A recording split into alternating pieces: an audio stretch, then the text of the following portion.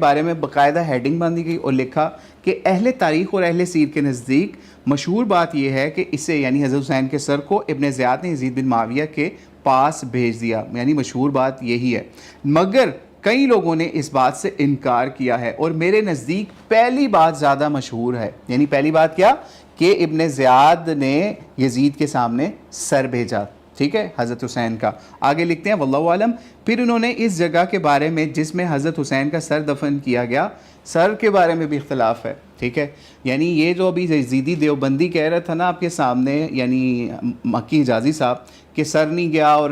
یہ ساری کہانیاں ہیں کہ اس نے اپنے پاس سر کو رکھا، تو آئیے آپ کو بتاتے ہیں کہ انہوں نے سر کے ساتھ کیا کیا تھا، ٹھیک ہے۔ امام ابن کثیر نے کس کی نفی کی وہ بھی آپ سنتے جائیے گا۔ آگے کہتے ہیں کہ پھر انہوں نے اس جگہ کے بارے میں جس میں حضرت حسین کا سر دفن کیا گیا اختلاف کیا ہے۔ محمد بن سعد نے بیان کیا یزید نے حضرت حسین کا سر نائب مدینہ عمر بن سعید کو بھجوا دیا اور اس نے اسے آپ کی ماں کے پہلو میں یا پاس بقیع میں دفن کر دیا۔ ابن ابی دنیا نے بھی اس بات کو بیان کیا ہے، لیکن انہوں نے کہا کہ یہ دونوں ضعیف ہیں، ٹھیک ہے، یعنی ضعیف کس چیز کو کہا ابن کثیر نے؟ یہ حضرت حسین کا سر جو ان سا ہے نا وہ مدینے بھجوانے والی بات۔ پھر بیان کیا گیا ہے کہ آپ کا سر ہمیشہ یزید بن معاویہ کے خزانے میں رہا حتیٰ کہ وہ مر گیا، پس اسے اس کے خزانے سے لے کر کفن دیا گیا اور دمشق کے شہر میں باب الفراطیس کے اندر دفن کر دیا گیا۔ میں کہتا ہوں کیا کہتے ہیں ابن کثیر کہ میں کہتا ہوں آج کل وہ جگہ باب الفرادیس الثانی کے اندر مسجد الراس کے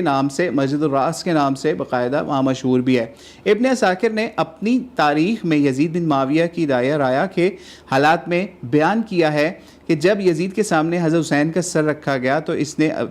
پھر شعر کو کیسے پڑھا کسی کے، کاش میرے شیوخ بدر میں نیزوں کے پڑنے سے خزرج کی گھبراہٹ کو دیکھتے۔ یہاں پہ یہ بھی سمجھ لیجئے کہ یزید کے اس شعر کے اوپر، یعنی یزید نے جو کسی ظالم کافر کے شعر کو پڑھا تھا نا حضرت حسین کے سر پہ،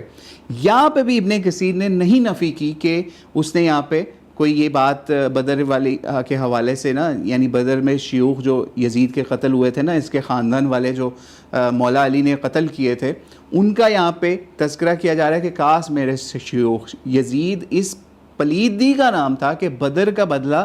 کہاں پہ لے رہا ہے؟ کربلا میں۔ اور امام ابن کثیر نے یہاں پہ بھی ان کے حالات میں اس چیز کی نفی نہیں کی کہ یزید نے تو ایسا کوئی شعر ہی نہیں پڑھا۔ آگے کہتے ہیں کہ راوی بیان کرتا ہے کہ پھر اس نے سر کو دمشق میں 3 روز تک نصب کیا۔ یہ تھا امام حسین کا سر، کہ کہاں سر کہاں جسم، اب پتہ ہی نہیں چلے گا، آپ پڑھتے جائیں، مطلب اس سے افسوس والی